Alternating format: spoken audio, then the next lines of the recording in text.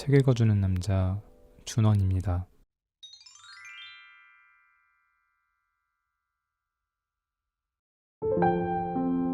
안녕하세요. 준원입니다. 이제 곧 겨울이 찾아올 것만 같은 날씨네요. 모두 감기 조심하세요.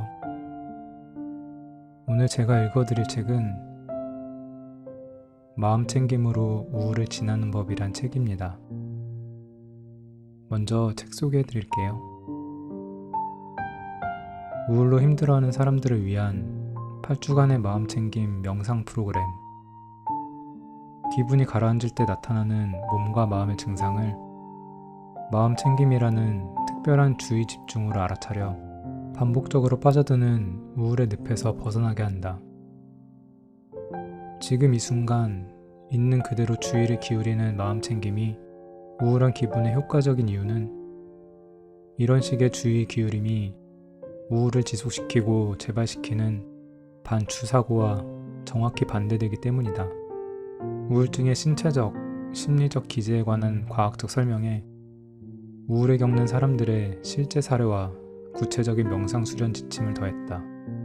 독자들은 마음 챙김의 대부 존 카바진의 안내 음성에 따라 8주 동안 바디 스캔, 요가, 호흡 마음 챙김 등의 명상 수련을 직접 실천하면서 자신의 우울한 기분에 어떤 변화가 일어나는지 관찰할 수 있다. 오늘은 다소 무거울 수도 있을 만한 우울증에 관한 이야기입니다. 세계보건기구 WHO에 의하면 전 세계 인구의 약 7%가 우울증에 시달리고 있으며 미래에는 암이나 심장병보다 우울증이 더 심각한 질병이 될 것이라고 합니다.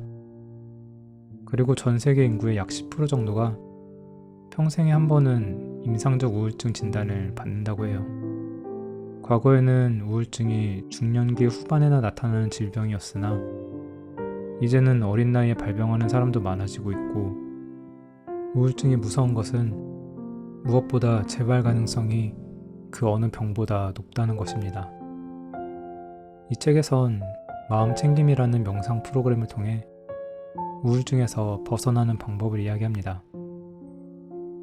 제가 읽어드릴 부분은 우울증의 본질적인 개념에 대한 부분인데 우울증을 앓고 계시지 않더라도 알고 계시면 많은 도움이 될 만한 내용입니다.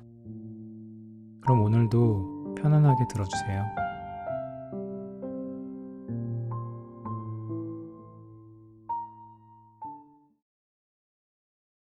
파트 1. 마음과 몸, 그리고 감정. 안 돼, 또 시작이야. 불행한 느낌이 사라지지 않는 이유. 앨리스는 몸을 뒤척이며 잠을 이루지 못했다. 새벽 3시였다.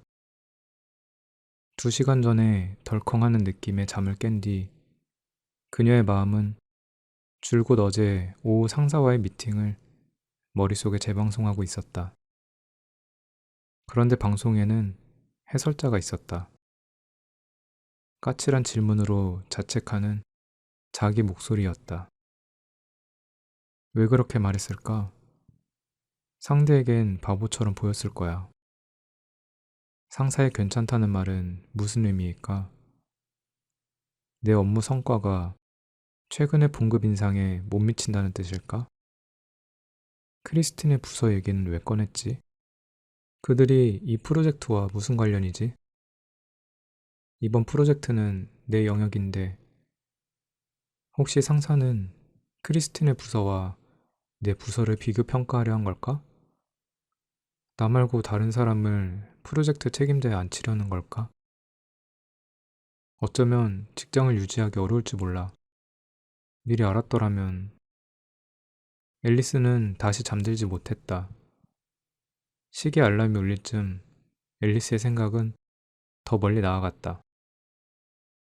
직장의 자기 위치가 흔들린다는 생각에서 다른 직장을 구해야 한다면 그녀와 아이들이 처할 곤란한 상황에까지 생각이 미쳤다. 수시는 몸을 침대에서 일으켜 힘겹게 욕실로 향하는 동안 고용주에게 차례로 거절당하는 자기 모습을 머릿속에 그렸다. 다른 사람을 탓해봐야 소용없어. 내 기분이 처지는 이유를 알아야 해.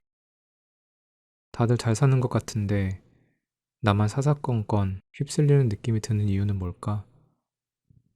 나는 직장과 가정을 제대로 꾸리지 못하는 게 틀림없어. 앨리스의 머릿속 테이프가 다시 돌기 시작했다. 한편 짐은 잠을 자는 데는 문제가 없었다. 오히려 잠에서 깨는 것이 어려웠다. 사무실 주차장에 주차한 뒤 운전석에 앉아 그날 업무를 생각하며 중압감을 느꼈다. 온몸이 납덩이처럼 무거웠다. 그나마 안전벨트를 푸는 게 할 수 있는 전부였다. 차문을 열고 사무실로 향할 힘조차 없었다. 평소 같으면 하루 스케줄을 머릿속에 짚은 뒤 운전석에서 일어났을 테지만 오늘은 달랐다. 오늘 약속과 미팅, 전화통화를 떠올리자 쇠로 된 공을 목구멍으로 넘기는 느낌이었다. 그럴 때마다 짐의 마음은 그날 일에서 멀어져 매일 아침 떠올리는 성가신 질문으로 떠밀려 갔다. 왜 기분이 이 모양이지? 난 모든 남자가 원하는 걸 다 가졌어. 사랑하는 아내와 착한 아이들, 안정된 직장, 멋진 집. 뭐가 문제지? 왜 기운이 안 날까? 왜 항상 이럴까? 아내와 아이들은 자기 연민에 빠진 내게 신물이 났을 거야. 오래 견디지 못할 거야. 이렇게 끔찍한 기분을 느끼는 이유를 알아야 해. 그러면 다른 사람들처럼 살 수 있을 거야. 그러나 지금 이대로는 안 돼. 반드시 해결책을 찾아야 해. 앨리스도 짐도 그저 행복하고 싶었을 뿐이다. 앨리스도 한때 좋은 시절이 있었지만 오래 가지 않았다. 어떤 일이 일어나 그녀를 우울의 나락에 빠뜨렸다. 예전 같으면 잠시 흔들리고 털어버렸을 일도 이제 그녀를 깊은 절망의 구덩이에 밀어넣는 느낌이었다. 짐에게도 좋은 시절이 있었지만 그건 기쁨의 시간이 아니라 고통이 없는 시간에 불과했다. 짐은 무엇 때문에 둔중한 고통이 잠시 사라졌다 다시 찾아오는지 알지 못했다. 그가 아는 것이라고는 최근의 친구, 가족과 즐거운 저녁 시간을 보낸 기억이 아련하다는 사실뿐이었다. 실적 생각이 머리를 휘젓자 앨리스는 자신과 아이들을 위해 해야 하는 일을 제대로 못한다는 두려움이 고개를 들었다. 그녀는 한숨을 지으며 다시는 그런 일이 있어선 안 된다고 생각했다. 앨리스는 전 남편인 버트의 외도로 그가 집을 나간 일을 선명히 기억했다. 당연히 슬프고 화가 났다. 그런데 버트가 그녀를 대하는 방식이 수치스러웠다. 그는 부부관계에 충실하지 않았다. 앨리스는 자신이 부부관계를 구하는 전투에서 져 싱글맘의 처지에 발목이 잡혔다고 느꼈다. 처음에는 아이들을 위해 흔들림 없는 태도를 유지했다. 주변에서도 성심으로 도와주었다. 하지만 어느 순간 더 이상 주변의 도움에만 기댈 수 없다고 느꼈다. 4개월 뒤 앨리스는 점점 슬프고 우울해졌다. 지휘하던 어린이 합창단도 흥미를 잃었고 직장에도 집중하지 못했다. 나쁜 엄마라며 죄책감을 느꼈다. 잠을 제대로 못 잤고 끊임없이 먹어댔다. 결국 가정의를 찾아간 앨리스는 우울증 진단을 받았다. 의사는 항우울제 약물을 처방했다. 약을 먹고 앨리스는 기분이 한결 좋아져 2달 뒤에는 거의 예전의 정상 상태로 돌아왔다. 그런데 9개월 뒤 일이 터졌다. 새 차가 수리가 어려울 정도로 부서지는 사고를 당했다. 다행히 몇 군데 찰과상을 입고 말았지만 죽음이 자신을 살짝 비켜갔다는 느낌을 떨치지 못했다. 이후 그녀는 계속해서 사고를 곱씹었다. 아이들의 한 부모인 그녀가 왜 그토록 무모했는지 자신에게 캐물었다. 우울한 생각이 커지자 끊었던 약을 다시 처방해달라고 의사에게 부탁했다. 약을 복용하자 다시 기분이 나아졌다. 이후 5년 동안 이런 패턴이 몇 차례 반복되었다. 앨리스는 우울의 소용돌이에 빨려드는 신호를 감지할 때마다 더 두려웠다. 이제는 두려움을 감당할 자신이 없었다. 한편 짐은 우울증 진단을 받은 적은 없었다.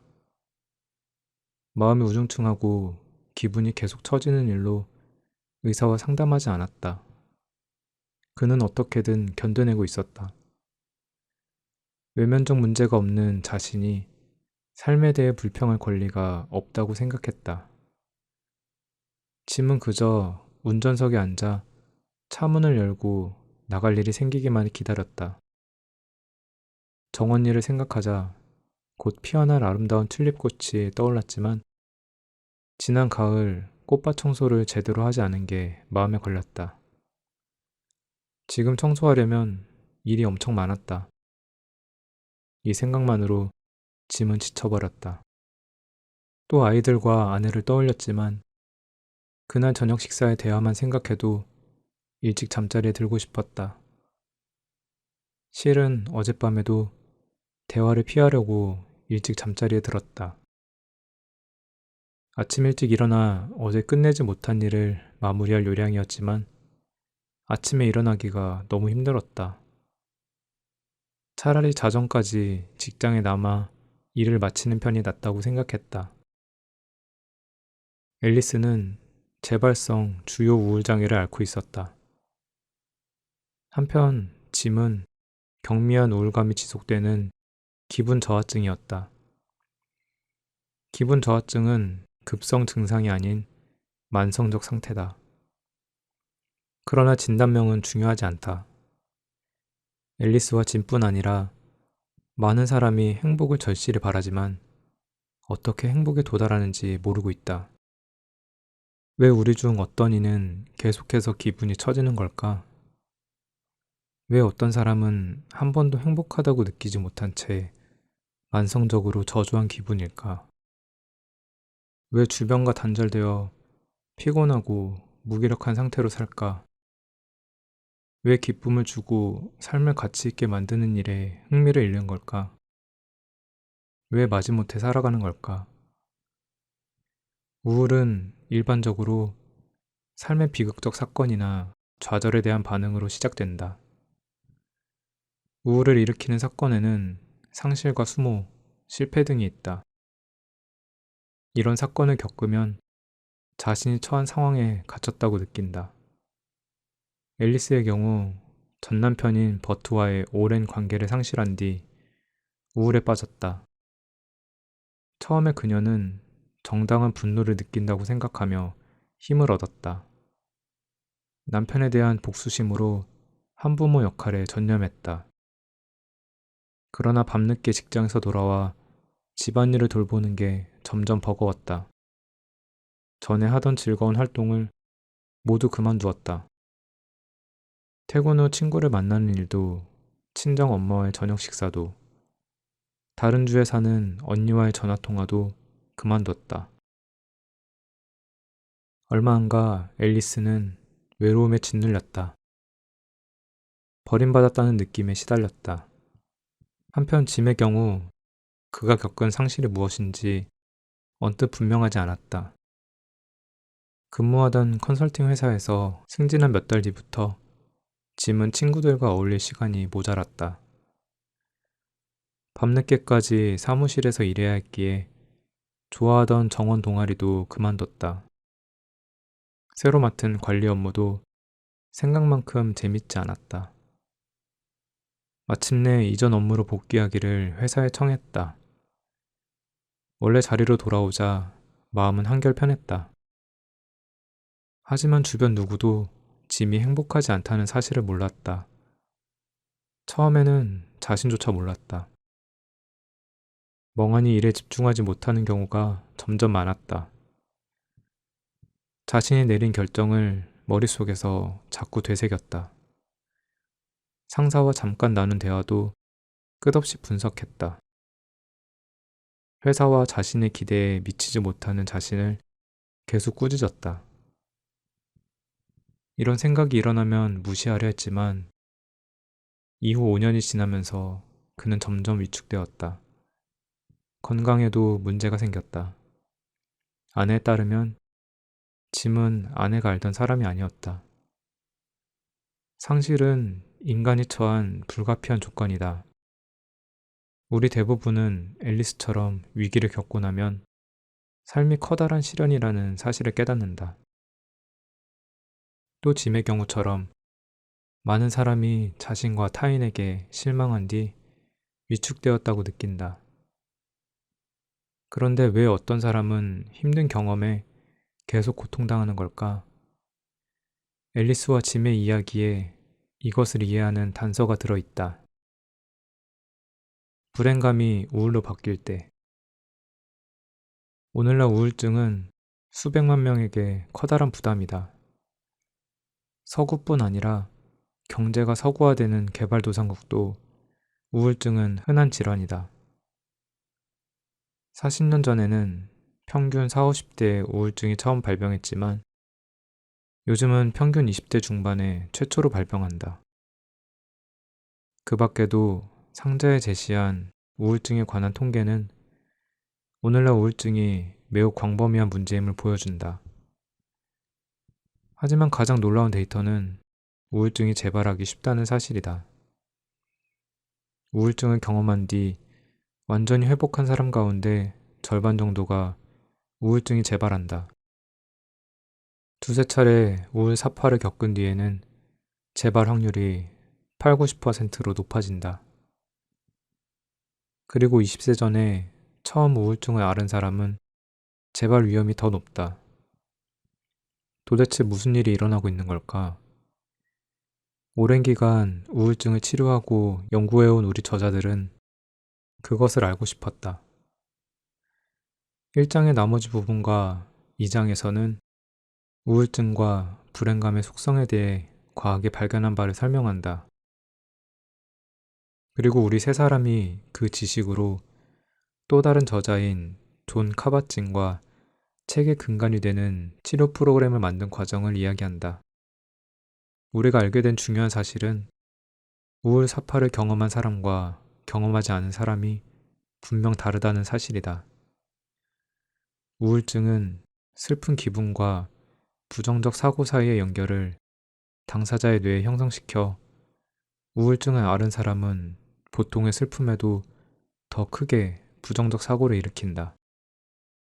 이런 통찰은 우울증의 작동 방식에 관한 이해를 새롭게 했다.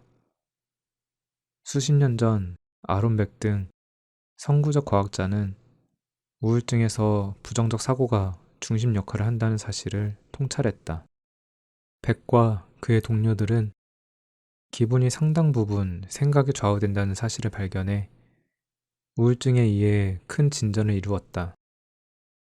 그들은 감정을 주도하는 것은 사건 자체가 아니라 사건에 대한 신념과 해석이라는 사실을 알아냈다. 그런데 생각이 기분에 영향을 미칠 뿐 아니라 우울한 사람의 경우 역으로 기분이 생각에 영향을 미쳐 이미 저하된 기분이 더 나빠질 수도 있다. 쉽게 기분이 저하되는 사람은 트라우마를 남기는 커다란 상실을 경험해야만 우울에 빠지지 않는다. 많은 사람이 가볍게 털어내는 일상의 어려움도 그들에게는 우울에 빠지는 계기로 작용하는 나머지 나날이 불행하다고 느낀다. 더욱이 이 연결성은 그들 내면에 깊이 각인되어 스스로도 인지하지 못하는 일시적이고 사소한 슬픔으로 부정적 사고가 일어나 우울로 악화된다. 이러니 아무리 노력해도 우울의 나락에서 빠져나오지 못한다고 느끼는 것도 무리가 아니다. 본인조차 어디서 우울의 나락에 떨어졌는지 알지 못한다. 불행히도 자신이 어떻게 지금의 우울에 빠졌는지 이해하려는 용감한 노력 자체가 우울의 나락에 더 깊이 빠져드는 복잡한 메커니즘으로 작용한다.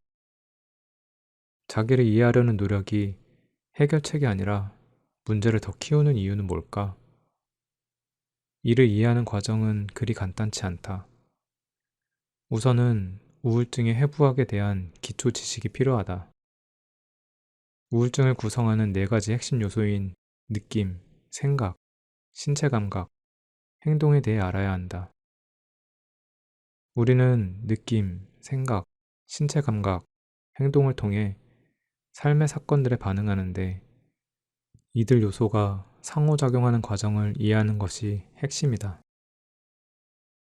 우울증 뜯어보기, 우울증의 해부학. 우울증의 전체적인 발병 패턴을 간략히 살펴본 뒤 우울증을 구성하는 각각의 요소를 알아보자. 매우 불행하고 우울할 때면 주요 우울증의 증상표에 나오는 느낌과 생각, 신체 감각이 한꺼번에 밀려와 그에 따라 행동하게 된다. 상실과 이별, 거부를 당했을 때 일어나는 굴욕과 패배감, 좌절의 거대한 감정적 격동은 정상 반응이다. 불편한 감정은 우리 삶에서 중요한 역할을 한다. 현재 나의 삶에 좋지 않은 일이 일어나 마음이 불편하다는 신호를 자신과 주변에 보낸다. 그런데 이때 슬픔이 부정적인 생각과 느낌으로 바뀌면 우울이 시작된다. 부정적 생각으로 일어나는 긴장과 통증, 피로와 혼란은 더 많은 부정적 생각을 일으킨다. 헤어나기 힘든 늪처럼 우울이 점점 악화되어 고통을 겪는다. 친구, 가족과의 만남 등 평소 활기를 주던 활동을 중단하면 소진된 느낌이 더 악화된다. 더 노력하는 식으로 대응한다 해도 우리가 느끼는 소진감은 더 커진다. 느낌, 생각, 신체 감각, 행동이 우울을 구성하는 요소라는 사실은 어렵지 않게 알 수 있다. 1장 시작부에 앨리스가 자신을 질책하며 밤을 지샌 고통을 이야기했다. 또 짐이 하루를 생각할 때 쇠로 된 공을 목구멍으로 삼키는 느낌이라는 것도 이야기했다. 우리는 너무 잘한다. 기분이 다운되면 무엇도 하기 어렵고 자신이 나아갈 방향을 선택하기도 어렵다는 사실을. 그런데 쉽게 알기 어려운 것은 우울증의 어떤 요소가 기분의 하강 소용돌이를 일으키는지 또 각 요소가 어떻게 다른 요소를 강화시키는지 하는 점이다. 이 과정에서 불행감과 우울에 취약한 마음 상태는 점점 커진다. 우선 우울증을 구성하는 각각의 요소를 살펴보자. 그러면 우울증의 전체 그림이 더 분명하게 눈에 들어올 것이다. 우울과 느낌. 최근에 기분이 안 좋았던 경우를 떠올려 보자.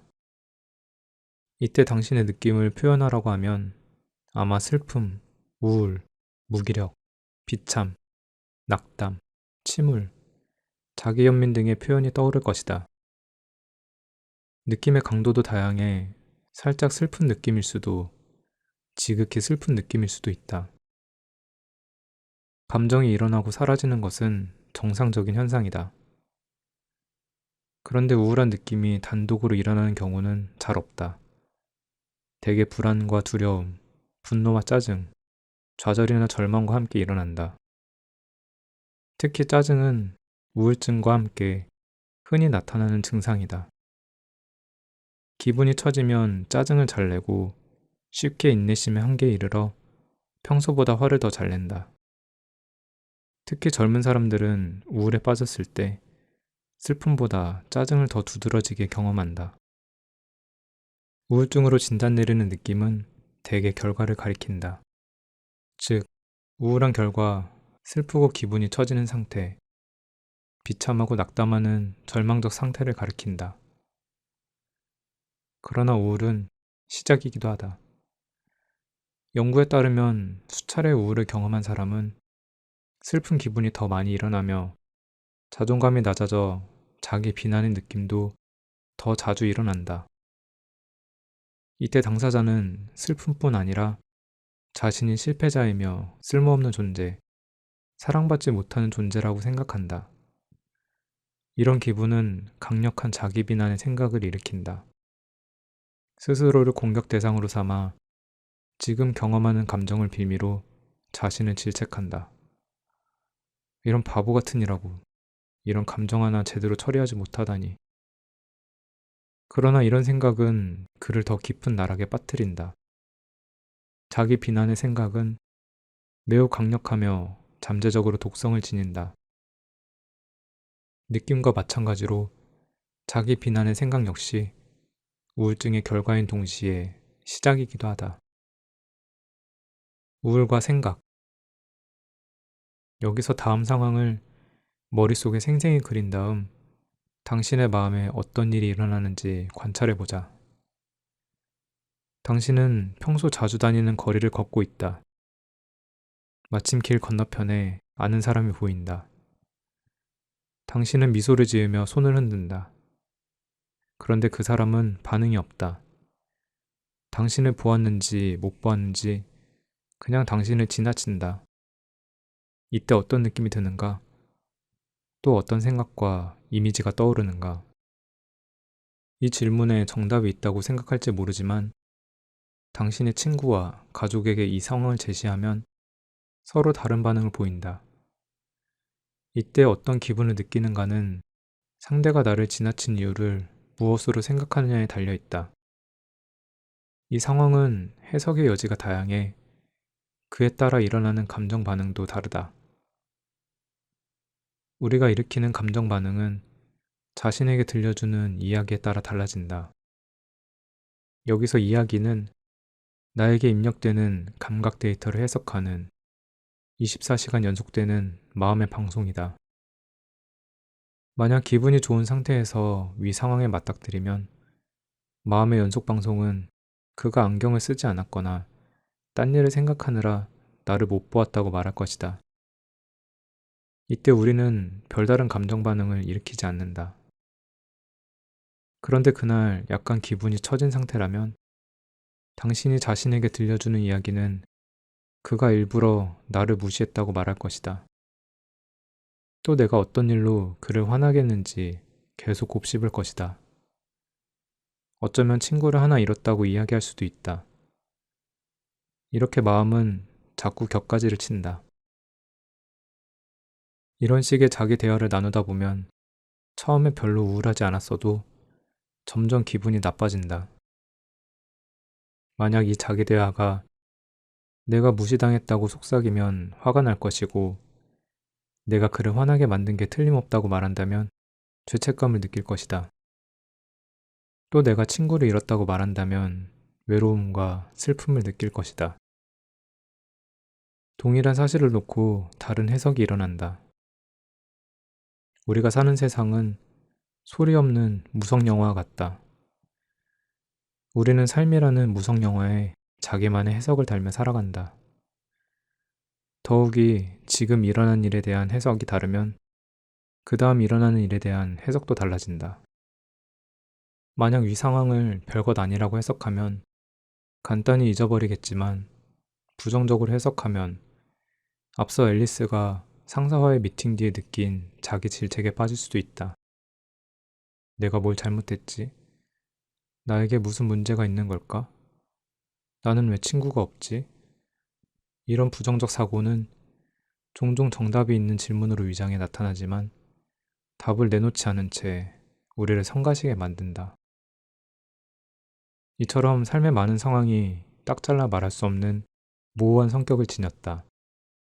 그래서 상황을 어떻게 해석하느냐에 따라 반응도 달라진다. 이를 감정의 ABC 모형이라고 한다.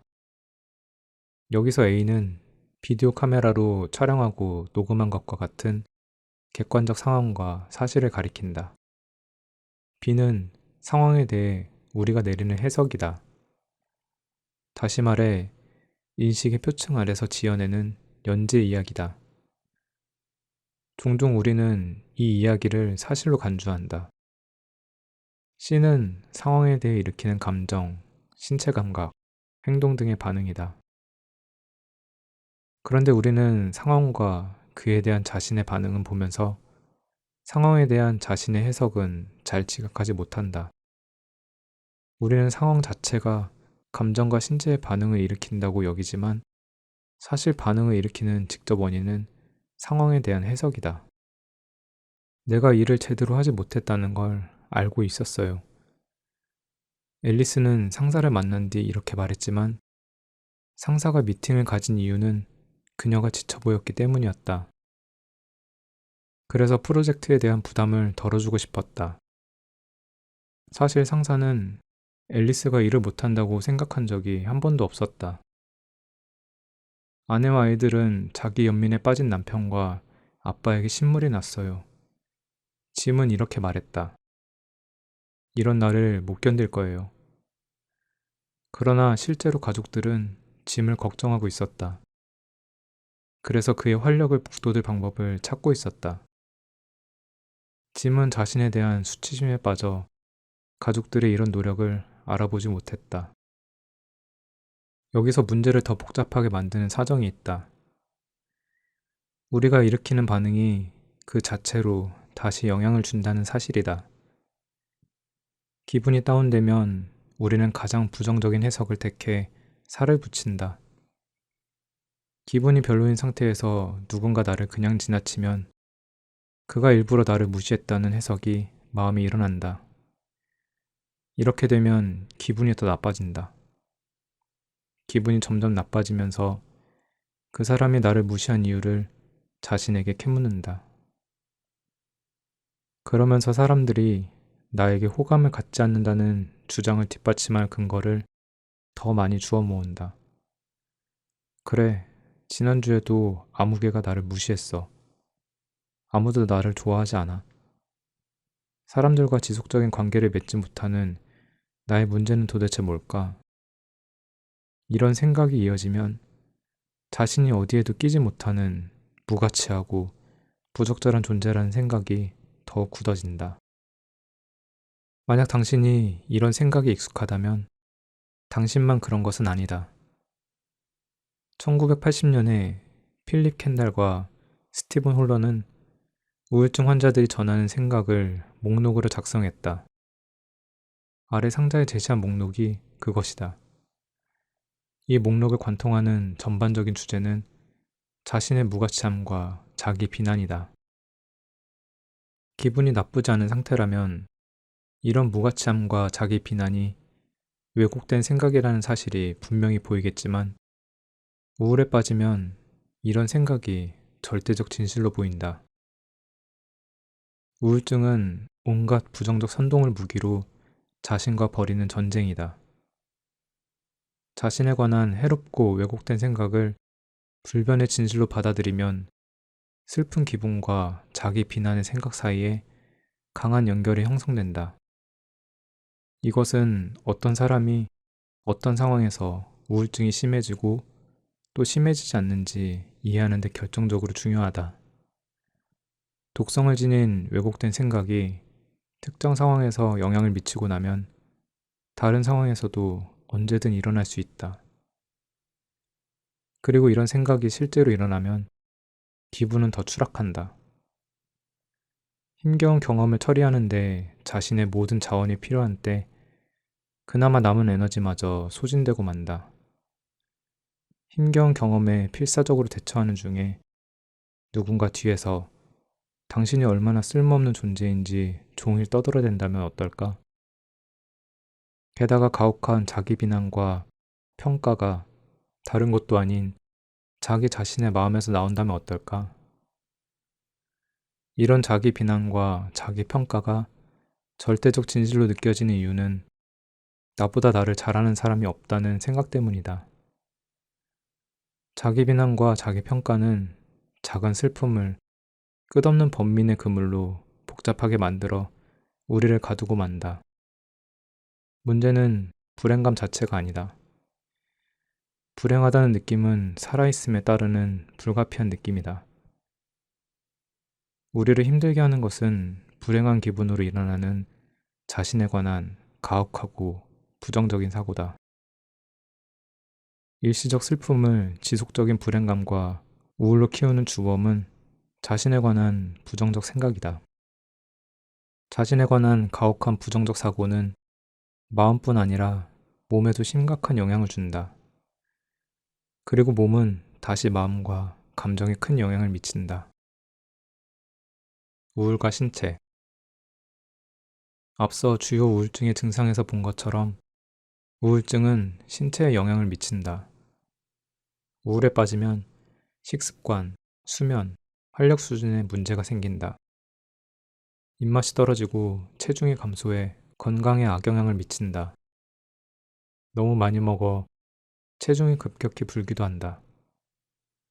수면 사이클이 깨져 하루 종일 기운이 없거나 너무 많이 자는 수도 있다. 잠을 자도 충분히 잤다는 느낌이 안 든다. 한밤중이나 새벽에 깨 다시 잠들지 못한다. 앞에 앨리스처럼 특정 사건을 곱씹으며 제대로 대처하지 못한 자신을 질책하기도 한다. 우울할 때 겪는 신체 변화는 자신에 관한 느낌과 생각에도 영향을 미친다. 신체적 변화로 자신의 부족함과 무가치함이라는 오랜 테마가 고개를 들면서 가볍고 일시적인 신체 변화로도 이미 나쁜 기분이 더 나빠지고 더 오래 지속된다. 우울로 힘들어하는 사람 중 80%가 원인 모를 신체 통증으로 병원을 찾는다. 이것은 우울에 따르는 피로와 관련이 있다. 일반적으로 우리 몸은 부정적인 것에 부딪히면 긴장한다. 인간은 진화를 거치며 주변의 위험을 감지하고 그에 대처하는 신체를 물려받았다. 호랑이를 만나면 심박동이 빨라지면서 숨거나 도망친다. 혈액이 피부와 소화관에서 손발 근육으로 이동한다. 위험에 맞서 싸우거나 도망치는 준비 과정으로 손발 근육이 긴장한다. 그런데 2장과 6장에서 보겠지만 우리 뇌의 가장 오래된 부위는 호랑이 등의 외부 위험과 미래에 대한 걱정과 과거의 기억 같은 내부 위협을 구분하지 못한다. 부정적 사고와 이미지라는 내부 위협이 일어나면 몸은 긴장한다. 얼굴을 찌푸리고 위장이 뒤틀린다. 피부가 창백해지고 허리가 긴장한다. 위협 대상과 맞서 싸우거나 도망가는 준비 과정이다. 부정적 사고에 이런 식으로 반응한 신체는 자신이 위협을 받아 불안하다는 정보를 마음에 다시 피드백한다. 연구에 따르면 우리는 자신의 몸 상태가 마음에 미치는 영향을 잘 인지하지 못한다. 어느 연구에서 사람들에게 만화를 본 뒤 얼마나 재미있는지 평가하게 했다. 어떤 사람은 연필에 이빨을 물고 만화를 봤다. 웃을 때 움직이는 근육을 사용한 것이다. 또 어떤 사람은 웃음을 짓지 못하게 입술을 오므려 연필을 물고 만화를 보았다. 그 결과 웃음 근육을 사용한 사람이 만화가 더 재미있다고 평가했다. 또 다른 연구는 사람들에게 얼굴을 찡그리는 근육을 사용해 만화를 보게 했다. 어쩔 수 없이 얼굴을 찌푸린 사람들은 만화가 재미없다고 평가하는 성향을 보였다. 또 다른 연구는 사람들에게 특정 정보를 주며 고개를 흔들거나 끄덕거리게 했다. 이런 신체 동작이 정보에 대한 그들의 판단에 영향을 미쳤다. 이 모든 경우의 실험 대상자들은 자신의 몸 상태가 마음에 미치는 영향을 충분히 인지하지 못했다. 이 실험들은 불행감이 신체에 영향을 미쳐 주변 상황에 대한 왜곡된 평가와 해석을 내린다는 사실을 보여준다. 그러나 우리는 이것을 인식하지 못한다. 샘은 직장에서 고된 하루를 보낸 뒤 자동차로 귀가 중이었다. 힘든 하루를 잊으려고 저녁 식사 뒤 텔레비전 농구 시합을 보려 했다. 그런데 샘은 운전할 때 오른팔 어깨 근육에 힘을 준 채 긴장한 상태로 핸들을 붙잡는다는 사실을 자각하지 못했다. 그때 골목에서 자동차 한 대가 튀어나와 급정거했다. 샘은 급브레이크를 밟고는 경적을 울리며 고함을 질렀다. 이런 멍청이! 다른 운전자는 안중에도 없는 거야? 샘은 얼굴이 붉어져 놀랐다. 조금 지나서는 평소 골치를 썩이는 고객에 대해 속으로 투덜댔다. 상대를 배려하지 않는 그에게 화가 났다. 그러다 세상 모든 사람이 그를 배려하지 않는다는 생각이 미쳤다. 직장뿐 아니라 모든 일에 신물이 났다. 집에 도착해서는 밥맛이 뚝 떨어져 독한 위스키를 마구 들이켰다. 농구 시합이 끝날 때까지 아내와 아이들에게 한마디도 하지 않았다. 신체와 감정이 긴밀히 연결되어 있다는 사실은 우리 몸이 민감한 감정 탐지기라는 사실을 보여준다.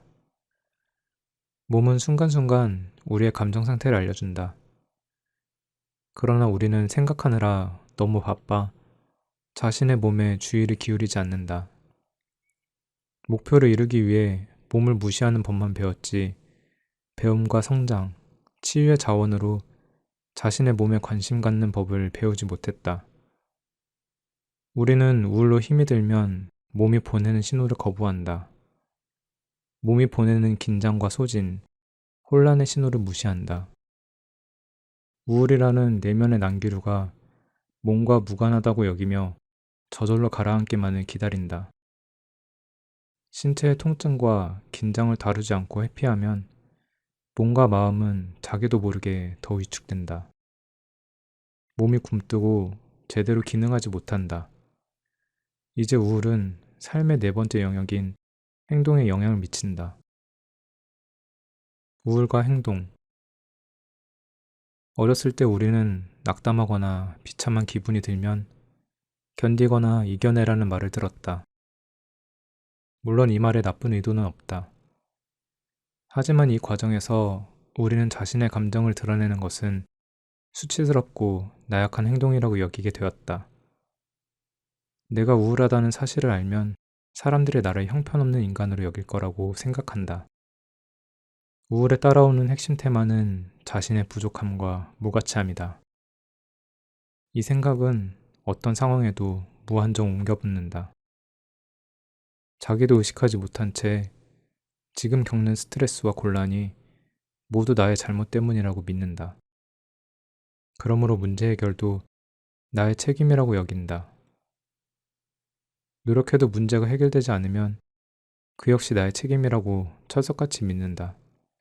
그 결과 완전히 탈진하고 만다. 앞에 앨리스는 기분이 처지고 활력이 떨어지면 친구를 만나는 등 기쁨을 주는 활동을 먼저 포기했다. 줄어든 활력을 더 중요한 일에 쏟아야 한다고 생각했기 때문이다. 납득할 만한 방법이지만 문제가 있었다. 완벽한 주부, 엄마, 직원이 되어야 하며 가족, 친구, 동료, 상사의 요구와 기대를 모두 만족시켜야 한다는 생각은 합리적이지도 현실적이지도 않았다. 그녀는 기분을 좋게 하는 여가 활동을 포기했다. 활력을 소진시키지 않고 키워주는 활동을 멈췄다. 이렇게 해서 우울의 과정을 역전시키는 간단하고 효과적인 방법을 스스로 빼앗고 말았다. 스웨덴 스톡홀름에 있는 카롤린스카 연구소의 정신과 의사 마리 아스베리는 이런 활동 포기를 탈진 깔때기에 비유한다. 삶의 반경이 좁아지면 깔때기 모양이 만들어지는데 깔때기의 반경이 좁을수록 더 쉽게 탈진을 겪는다. 짐도 그랬다. 친구를 만나는 것이 예전처럼 즐겁지 않았다. 좋아하던 활동도 재미가 없었다. 밖에 나갈 때마다 이런 생각이 들었다. 나가봤자 기분이 좋아지지 않아. 수고를 덜어 집에서 쉬는 게 낫지. 그러면 기분이 좋아질 거야. 짐은 소파에 누워 쉬었지만 불행히도 자기 비난의 오랜 관성에 떠밀렸다. 이 모든 것이 결합해 우울이 지속되고 악화되는 완벽한 조건이 만들어졌다. 휴식을 취하려다 오히려 기분이 악화되고 말았다. 우울에 한번 빠져본 사람은 시간이 지나면 기분이 더 쉽게 처진다. 그 이유는 기분이 처질 때마다 생각과 느낌, 신체 감각, 행동 사이에 더 강한 연결이 형성되기 때문이다. 마침내 이들 요소 가운데 하나만으로도 우울증이 촉발되기에 이른다. 나는 실패자라는 생각이 잠시만 스쳐도 어마어마한 피로감이 밀려온다. 가족의 사소한 말 한마디에 죄책감과 후회의 감정이 산사태를 이룬다. 나는 부족한 존재라는 생각이 더 커진다. 사소한 사건과 기분 변화로 기분의 하강 소용돌이가 만들어진다. 그럼에도 어떻게 이 상태에 이르렀는지 알지 못한다. 이제 우울이 악화되지 않게 하거나 호전시킬 수 없다고 느낀다. 생각을 통제하거나 안 좋은 기분에서 빨리 벗어나려는 시도가 모두 허사로 돌아간다. 그렇다면 불행감이라는 정상적이고 이해할 만한 감정이 우울의 나락으로 추락하지 않으려면 어떻게 해야 할까? 우선은 기분을 바꾸는데 무력하다고 느끼는 이유를 알아야 한다. 또 기분을 바꾸려는 용기 있는 노력에도 불구하고 자꾸 우울에 덫에 걸리는 이유도 알아야 한다. 들어가면서 말했듯이 이렇게 되는 데는 그만한 이유가 있다. 그것은 노력이 부족해서도 나에게 특별한 문제가 있어서도 아니다. 잘못된 방향으로 노력하기 때문이다. 우울에서 벗어나려면 무엇이 문제인지에 관하여 지금과 완전히 다른 관점과 이해가 필요하다. 이 관점은 우리를 새로운 존재와 경험의 영역으로 안내할 것이다. 이 영역에서 우리는 자신이 가졌다고 생각해보지 못한 마음의 깊은 자원에 접속할 수 있다.